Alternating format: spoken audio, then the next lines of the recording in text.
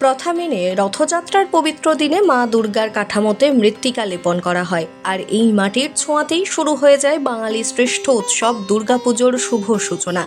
উৎসবের দিনগুলো আসতে এখনও বাকি থাকলেও পাড়ায় পাড়ায় বিভিন্ন পুজো মণ্ডপে কিন্তু দুর্গাপুজোর উন্মাদনা এখন থেকেই শুরু হয়ে যায়। পেশাদার মৃৎশিল্পীরা আগেভাগেই পরম যত্নে কাঠামোতে খড় বাঁধা অর্থাৎ ম্যাড় বাঁধার কাজ শুরু করে দিয়েছেন। পেশাদার মৃৎশিল্পী স্বরূপ মাহাতোর মতো শিল্পীদের কাছে এই কাজ কেবল পেশা নয়, বরং এক গভীর আবেগ ও অনুভূতির মেলবন্ধন। মাটির কাজের পর রং, তারপর মায়ের চোখ আঁকার পবিত্র মুহূর্ত থেকে শুরু করে প্রতিমা গড়ার প্রতিটি ধাপে জড়িয়ে থাকে তাদের ভালোবাসা ও শ্রদ্ধা। এই শিল্পীরাও মনে প্রাণে বিশ্বাস করেন মা দুর্গা আসছেন, এটাই সবচেয়ে ভালো। কারণ উৎসবের দিন কটা দেখতে দেখতেই কেটে যায়, আর বিজয়ার বিসর্জনের বাজনা বাজলেই মায়ের জন্য মন কেমন করে ওঠে।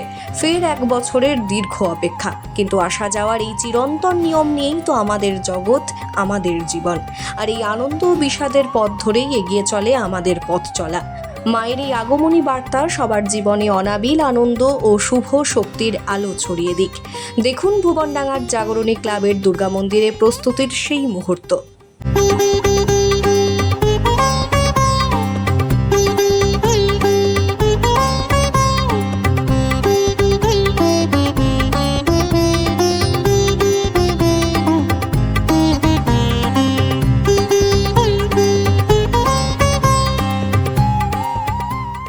আমাদের তো এই দুর্গা ঠাকুর শুরু করাটা একটা বিরাট আবেগের ব্যাপার।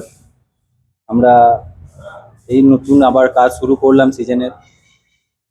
আমাদের প্রথম প্রক্রিয়া হয় খড় বাঁধা থেকে, কাঠামো করে খড় বাঁধা, তারপরে এক মাটি কাজ হয়। এক মাটি কাজ পর আবার আমরা দু মাটি করি, আঙুল জুড়ি।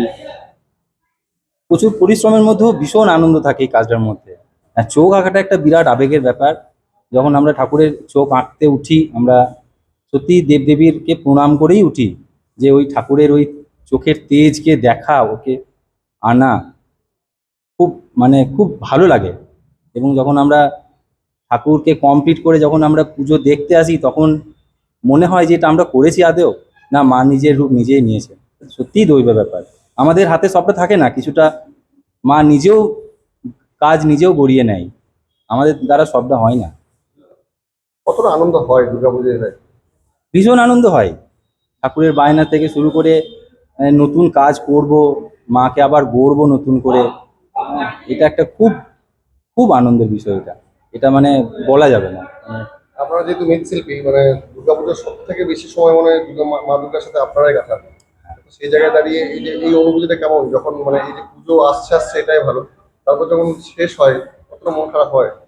পুজো আসতে আসতে তো খুবই ভালো। যখন ঠাকুরটাকে বিসর্জনের জন্য নিয়ে যাওয়ার আগে যে আরতি করা হয়, যে বরণ করা হয়, সেই মুহূর্তটা আমাদের খুব কষ্টের। যে মাকে এতদিন ধরে গড়লাম, এই নিমেষের মধ্যে কিছু মূল্য দিয়ে ঠাকুরটাকে জলে বিসর্জন দিয়ে দেবে, আবার এক বছরের অপেক্ষা করতে হয়। খুব কষ্টের বিষয় এটা। এই নতুন করে যে মা আসছে, এটা জেনে যে আমরা প্রস্তুতি নিচ্ছি, খুব আনন্দ হচ্ছে। ভীষণ আনন্দ হচ্ছে। সবসময় টাকাটা বড় হয় না, এই যে কাজটা করে যে শান্তি, যে সুখ পাই, সেটার মতো কি বলবো, ভাষা নেই। আপনার নাম? আমার নাম স্বরূপ মাহাতো। কতদিন ধরে এই কাজের সাথে যুক্ত আছেন এবং এবছর কি কি পরিকল্পনা রয়েছে?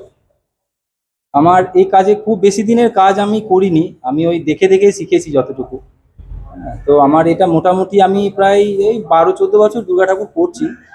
এই মুহূর্তে মোটামুটি আমি ওই প্রায় 20টার কাছাকাছি অর্ডার পেয়েছি, কাজও শুরু করেছি সেরকম। তো এই যে 20টা ঠাকুর তৈরি করা মুখের কথা নয়, সেখানে ধরুন প্রতিটা মণ্ডপে পৌঁছে দেওয়ার একটা ব্যাপার থাকে। সেই জায়গায় কতটা চ্যালেঞ্জিং এবং কতটা রাত জাগা বা কতটা পরিশ্রম হয়? রাত জাগা তো শেষের দিকে প্রচণ্ড রাত জাগতে হয়, নাহলে কাজ আমরা যতই আগে শুরু করি, কাজে আমাদের একটু না একটু থেকেই যায়, বাকি থেকেই যায়। শেষের দিকটা আমরা যখন রং সার্চ করি, তখন ঘুমানোর সময় থাকে না। হয়তো কোনো দিন 3টে, 3:30, কোনো দিন 4টে, আবার হয়তো 1 ঘন্টা গা গড়িয়ে আবার সেই সকাল 7টা থেকে কাজ প্রস্তুতি নেওয়া।